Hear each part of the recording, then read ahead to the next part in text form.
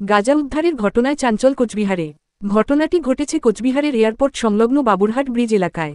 Police সূত্রে জানা যায়, ওই গাঁজাগুলো পাচারের উদ্দেশ্যে নিয়ে যাওয়া হচ্ছিল।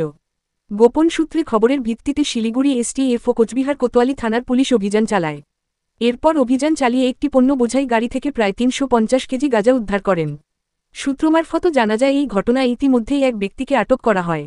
তবে কোথা থেকে কোথায় নিয়ে যাচ্ছে এই ঘটনার সাথে আরও কেউ যুক্ত রয়েছে কিনা সেই বিষয়েও তদন্ত শুরু করেছে বলে জানা যায়।